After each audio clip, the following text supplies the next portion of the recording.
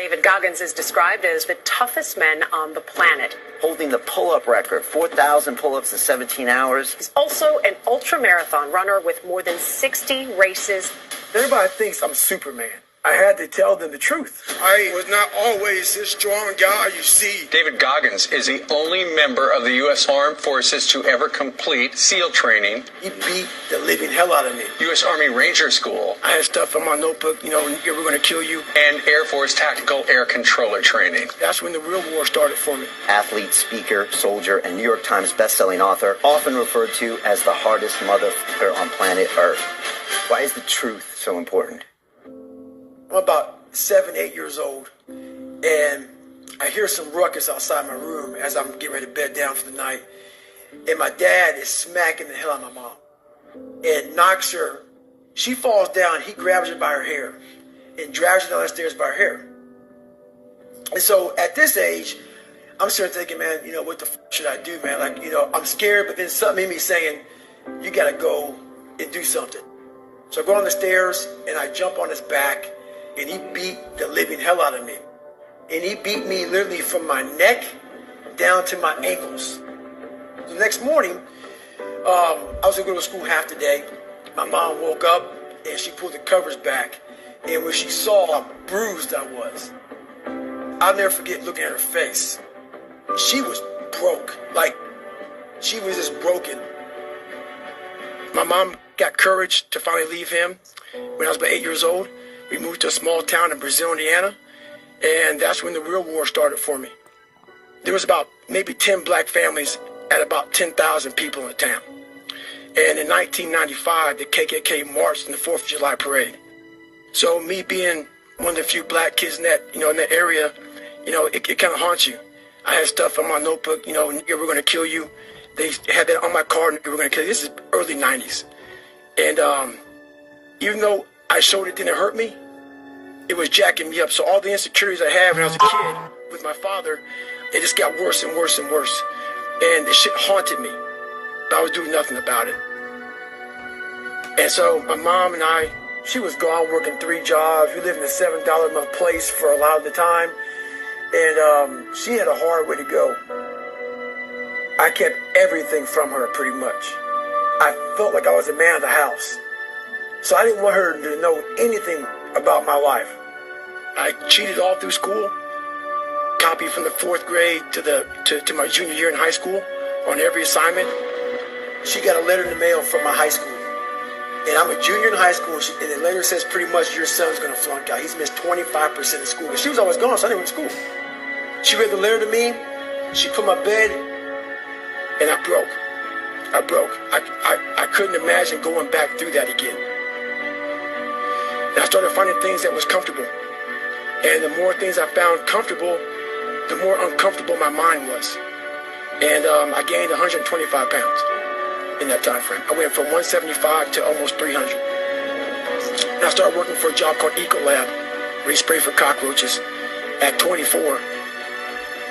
Driving home, turned the TV on, and I was taking a shower. I walked out, heard these guys. I saw these guys going in the water, so I was terrified of it. I mean, I can't even express. And these guys ringing the bell, quitting, dropping their helmet down, rolling out. A lot of guys just leaving. And it made me reflect on my fears, my insecurities. And I saw real men, what I thought were real men who were staying, who were overcoming adversity, who were overcoming all these different things that I had blamed so many fucking people in my life, my dad, my learning disability, my skin color, me being everything. And so I sat there for a while, and I was like, no one's going to fucking come to help me. No one's going to fucking come to help me. It's just fucking me against me, period. And I said, the first thing I started doing is facing every fucking fear I have. At this point, I actually drive back to Buffalo, New York to see my dad. Haven't seen him in years because I realize now I got to fix some shit. I'm blaming everything. But I need to go back to the root of the problem, which is my dad. I got to face the demon. I got to go back and see what made him so fucked up to make me so fucked up. Why am I fucked up?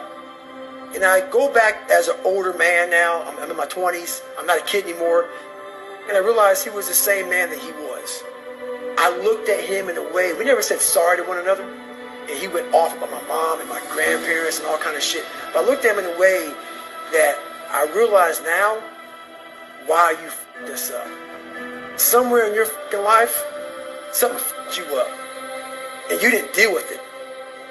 And so you put that shit on me, my mom, and everybody around you. I'm going to deal with my shit. You gave me this. I'm going to fix it, though. I go home. Several months go by. What it was, I was obsessed with Rocky. When I was a kid, I'd come home every day, and I would fast forward with the little VHS tapes to round 14. When Apollo Creed beat the fucking shit out of Rocky, beat the shit out of him, he kept fighting. He was a dumb fighter. That was me. Couldn't read, couldn't write. Apollo beat the shit out of him. He was in the corner, everybody was saying, stay the fuck down. And him getting up, Apollo Creed raised his arms up in the air, turned around, thought he wanted to fight. He turns around and sees this guy getting up, and it was the face of Apollo Creed that changed my life. The face of Apollo Creed. It was like, just by that motherfucker getting up, not winning, just by him getting the up, Rocky had taken his soul. His head goes down, he looks at him like, what the are you? But it said, this motherfucker is going to keep coming after whatever the is in front of him. I wanted to be that. I wanted to feel something besides defeat. I wanted to just go the distance. I wanted that. Worse than anything in the world. And now I'm like, okay, here we go. It's time to be a Navy SEAL.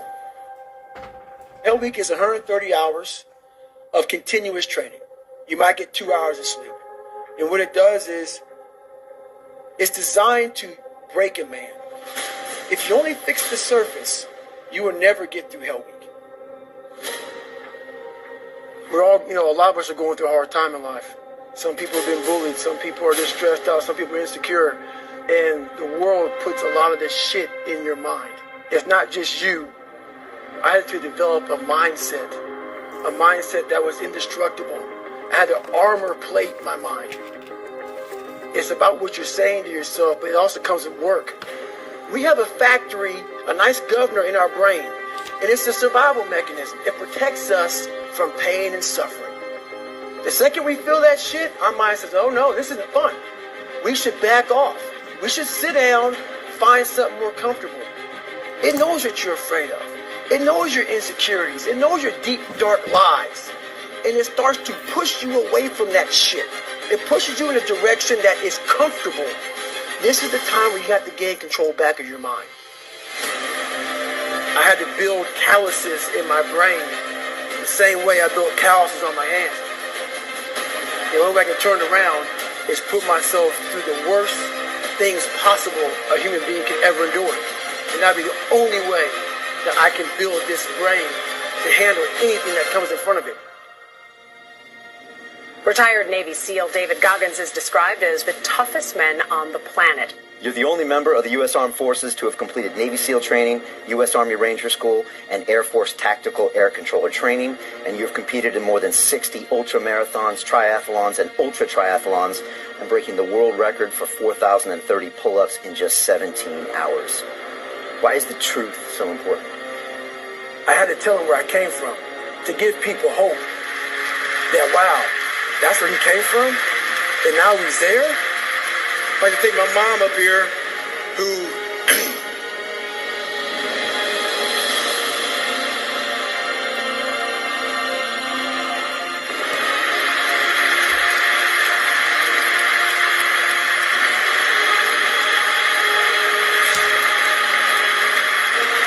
never picked me up. He never picked me up when I fell. She taught me how to get up when I was knocked down. Go into the pain of your life and say, why did this suck for me so bad? Why am I afraid of all this stuff? Why have I shut down the whole world? What makes you afraid of it? Study it. Because at times of hell, even the hardest men, we forget how hard we really are. Suffering is the true test of life.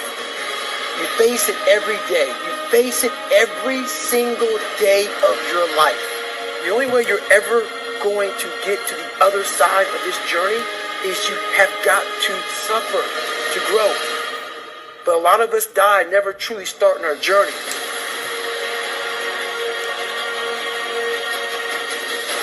Morning, it's cold, it's wet, it's dark, you've got no cartilage in your knee, you've got shitty shorts, whatever it is that's the issue today. Keep talking. You've got these problems, right? I need you to keep talking about what you were just saying. It's warm on the couch, That's your it. missus says stay in That's bed, it. it's comfy, That's it's cozy, That's you've got it. work later on, you had an argument last night, you're slightly it. hungover.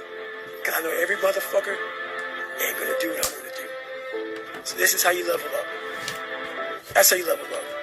I know there's a whole bunch of people with that right there. That fires me up. That makes me fucking happy what you just said. That brings joy to my life right there. Why? Because I know there's so many people that have the ability and just refuse to get off that couch. Refuse to study a few more hours. Refuse to go deeper, to go further. And that's where I gain the advantage. It's so easy to be great nowadays, my friend, because most people are weak. Most people don't want to go to that extra mile. Most people don't want to find that extra because it sucks. It's miserable. It's lonely. You talk about that you were kind of, lonely by yourself. I was the same way. And that used to hurt me growing up. Now I fucking thrive in that shit. That's the only place to be. Confidence. To the point where nothing can hurt you because you know exactly who you are. Get back to fucking work. It's time to get back to work. Stop hearing yourself talk. Get off the podcast. Don't be on social media too much. Cut out all the fucking noise. Get back to the fucking mental lab. Because that's where the knowledge came from. So for me, I must cap myself so I can come back with better, more unique knowledge versus all that cookie cutter knowledge that's out there. That's why people buy the books I have, because it's not cookie cutter. It's real knowledge. Like, I built Goggins from the ground up. I was born David Goggins. David Goggins wasn't good enough. He was a scared, bullied, abused kid who struggled in life. And that kid, whenever something got tough, no matter how hard I trained, no matter how ready I was, whenever something got tough for me, David Goggins, the real David Goggins, would come out and he would quit. So I realized this over a period of time. So I had to build Goggins. And in that process, I had to go back to that mental lab. And that mental lab is at scratch. That mental lab is in that trained humility. And so that's where I get better. I get better when I'm digging holes in the ground, when I'm waking up early knowing I don't have to do these things. That's where I get better. You've faced your demons. You've been able to go on an audio book in your mind. Maybe you didn't write a book, but in your mind, you were able to hear all your past traumas. You were able to listen to them. You're able to fucking say, okay, now I can now talk to people about what I went through. I'm no longer embarrassed. I'm no longer ashamed. Being ashamed is one of the biggest things that kill people nowadays. In their minds, kill them from moving forward. I'm ashamed of myself. Don't ever be ashamed of anything you've done in your life. Face it, fix it, make it better. We are humans. But then again, if you always think that we're humans, you will always just be a human and always make the same fucking mistakes. You must take this knowledge that you learn from all this shit is knowledge. So I'm just trying to give people that strength to go in the archives of your life. Because while you're probably fucked up, it's probably something happened to you in your life. Go through the archives, dig it up, study it, and then use it for yourself. That's the main purpose for me right now. I'll think about quitting when shit's hard. But what you have to do in that 1 second is hard to process information during pain. Because that pain takes over and you can't think rationally. You're thinking about fight or flight, save yourself. That's not a rational thought. It's not a thought that's going to get you through hard times. Most people fail that 1 second. These are the things you have to think about the 1 second decision. So that's what that's all about. It's about gaining control of your mind, putting things back in the proper perspective, and then saying, I really do want to be here. And I'm going to have a bunch of these 1 seconds through this 130-hour journey. Relieves us because the very purpose is you. You are always the purpose. There may be another purpose, like being a SEAL or going to college or whatever, but the main purpose in life is you. So if you wake up in the morning and you don't want to do something, you don't care enough about yourself. And that's what you need to really research is, man, why am I not doing this for myself? Because that is the number one purpose in life, is to better oneself. So that's the only purpose I fucking need. So the reason I get up every day, even though there's no race or there's no school, or there's nothing in front of me, is because I have pride in myself. Because I know every motherfucker ain't going to do what I'm going to do. So this is how you level up. That's how you level up. I know there's a whole bunch of people with that right there. That fires me up. That makes me fucking happy what you just said. That brings joy to my life right there. Why? Because I know there's so many people that have the ability and just refuse to get off that couch. Refuse to study a few more hours. Refuse to go deeper, to go further. And that's where I gain the advantage. It's so easy to be great nowadays, my friend, because most people are weak. Most people don't want to go that extra mile. Most people don't want to find that extra because it sucks. It's miserable. It's lonely. You talk about that you were kind of, lonely by yourself. I was the same way. And that used to hurt me growing up. Now I fucking thrive in that shit. That's the only place to be. A lot of people, wonder, how did you become this? How did you become so vulnerable? How are you doing a podcast now when you were this kid? You overcame things. You fought them. And now this is what happens. This is on the other side of overcoming. You become very, very powerful when you overcome yourself. All those things you once cowered from, you were afraid of, when you face them eye to eye every day, you now become a person that has a great podcast. Make up your own mission statement. What do you want to be in life? And once you do that, now you can work with somebody to get better. You can work with yourself to get better. But until you know what you want to stand for, you will always just be sitting down. You'll never stand for anything. Life isn't fair at all. At all. So what are you going to do about it? I knew that no one was coming back to help me. No one was going to miracle me to be somebody special. All my situations were on me now. And solely on me. So I had to start developing an indestructible mental toolbox. What the hell were you all waiting for to start attacking life? Waiting for the fucking stars to align? Back when I was growing up, the song came out. All I need is a miracle. Well, guess what? That miracle ain't coming. There is no perfect time to start. You got to start now with changing your life. We're all being tested in life. And guess what? This is one test you can't cheat on. We all have our own test. Some of us are obese. Some of us are depressed. Some of us are insecure. In the military, we had this big old rucksack on the back. Had batteries, water, extra gear. Your extra gear is the shit you're dealing with in life.